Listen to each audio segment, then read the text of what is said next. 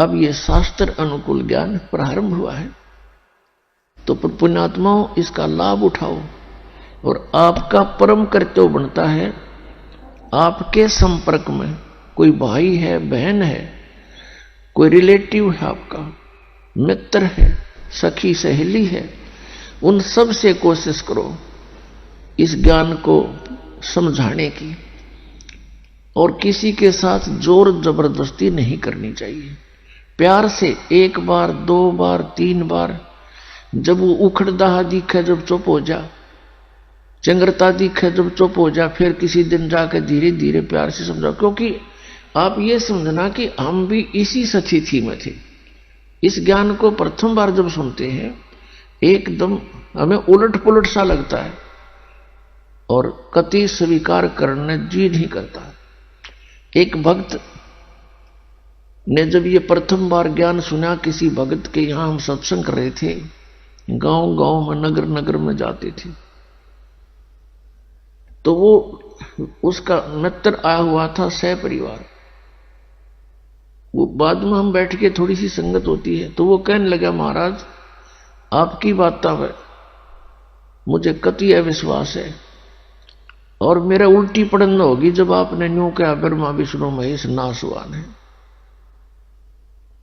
और फिर वही भगत है अब औरों को बताता फिरता है कि वे सचमुच अज्ञान अंधेरे में भटक रहे थे।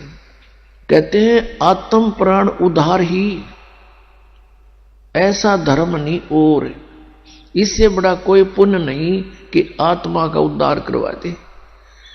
एक मंत्री है, मुख्यमंत्री है, या कोई सेठ धनी व्यक्ति है, वो अपने मित्र को, रिलेटिव को क्या दे सकता है? 10-20 हजार रुपए दे देगा, कोई एक नौकरी लगवा देगा, या कोई ऐसा कोई कॉन्ट्रैक्ट दिवा देगा जिससे पेटे तक का काम होगा उसका, इस जन्म के एक रोजगार तक सीमित है।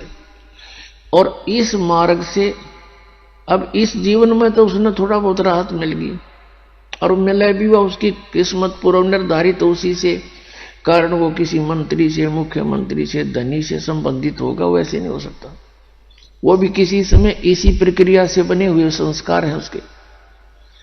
तो अगले जन्म में वो गधा बन गया, सूअर बन गया, पता कौन फैसिलिटी देगा उसने।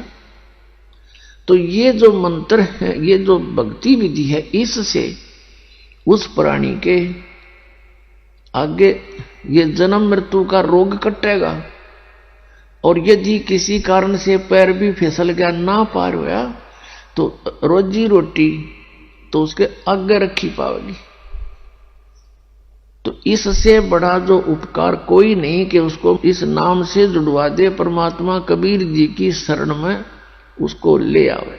परमात्मा ने कहा कि 1 करोड़ गौओं को हत्थे में कटने से बचाने का जो पुण्य होता है, एक आत्मा को कबीर परमेश्वर की शरण में लाने से इतना पुण्य उस लाने वाले का कमीशन है। ये सोच ले, सत्कर मान लेना। क्योंकि ना जाने उस जीवात्मा के कितने ऐसे बूंदे जन्म होने थे कि तो बकरा बनकर गला कट्टा हो, कि तो गऊ बनकर, कि तो भैंसा बनकर, मुर्गा बनकर, बकरा बनकर, और परेशानियां ना जाने कितनी होनी थी। तो इतना पुण्य है। और इसी कार्य को करने के लिए परमात्मा स्वयं सतलोक से चल कर आते हैं। और आज वही काम हम भी करेंगे तो भगवान कितना प्रसन्न होगा, हम सोच भी नहीं सकते।